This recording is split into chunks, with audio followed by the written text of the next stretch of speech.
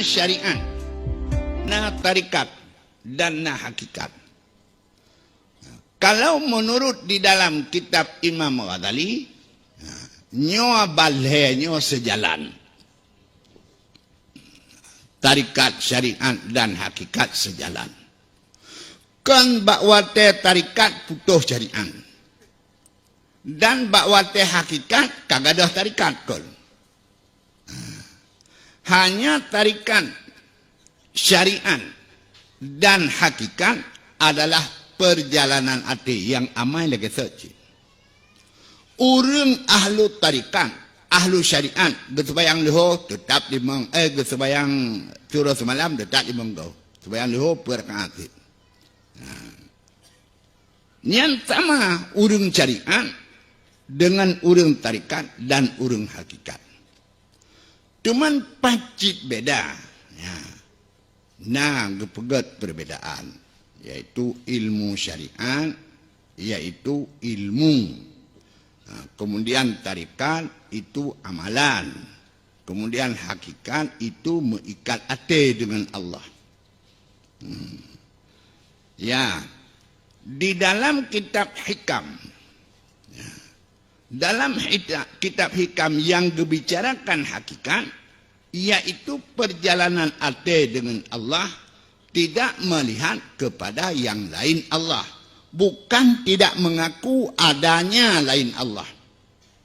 Ya, maknanya hana hukuman hati dengan barang selain Allah, sehingga gemutungkat dengannya, sehingga cinta kepadanya, hanya semata-mata rindu dan ikat hatinya dengan Allah.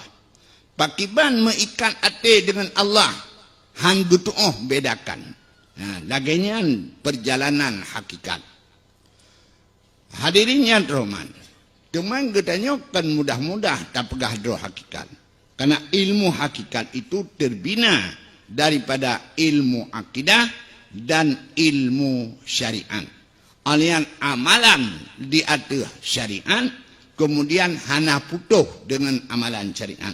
Laginya masalah untuk kepada tarikat. Yang kedua, naik martabat daripada sabah martabat mubtadi kepada martabat tarik, dari martabat tarik kepada hakikat, bukanlah kita yang naik, tetapi Allah yang menempatkannya. Karena ada kelompok yang disebutkan dengan kaum tajrid, dan ada kelompok yang disebutkan dengan kaum asbab. Orang yang ditempatkan oleh Allah pada martabat asbab, maka orangnya harus di situ. Orang yang ditempatkan oleh Allah bak kaum bak martabat tajrid harus di situ. Nyan bak ujung kitab hikam na diceritakan. Tah dalil getanyo asbab, tah dalil getanyo syariat apa dengan tajrid, nyan na gebicarakan. Hadirin yang terhormat, lon pikir sekedar untuk membicarakan tarikat, syariat, dan hakikat, mumada di sini. Yang penting kegetannya, iktikut lagi kebicarakan oleh Abu Herobno. Dan yang penting begitanya, membetulkan ubudiyah kepada Allah. Alian yang penting kepada getanya, udep untuk ibadat. Jie martabat kepada hakikat, ketarikan, dan kepada hakikat nyan buat Allah kan buatnya. Demikian lebih kurang dulu kemah. Assalamualaikum warahmatullahi wabarakatuh. Salam. Meri wadu handroh umuyub kamenggendung kan. Artinya karena kabicarangan artinya bak tanoh sansang hanale urumoh pi kalau lemah naku. Mengandung-andung memang lagi nyan karena nyo gatai nampai garu.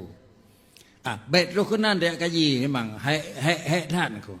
Tetapi adalah bahasa tersebut kalaulah bahasa syariat, hakikat dan tarikat itu memang ada istilah bahasa. Teh nyanggot putra urang nako. Teh nyanggot putra kadanya nako. Apabila jiduk bagadanya tingkat biasa adalah nyanggut adalah tingkat syariat. Bermakna ji bemeri syarat, bemeri rukun. Lalu tiada temang dalam amalan baik ngelepah dengan tarikat. be awai salim ngan tekebi bak semayang. Bahkan karena tarekat adalah menggunakan aturan sesuai dengan aturan. Pakri nyangkut lagi yang akan dijadakan oleh Abu Bakar akhir iaitu Syekh Ibnu Arabi. Dan nak minta jino bak masa katanya orang salun baik le Aceh di Indonesia na sirotu rda Ibnu Arabi hana. Menyohana rda Ibnu Arabi sirotu rap tak kun jino musiki lepas barang. Musi peruk ke katanya dokang wawat bak kelimang lagi tingkat Ibnu Arabi puai lap nak koya.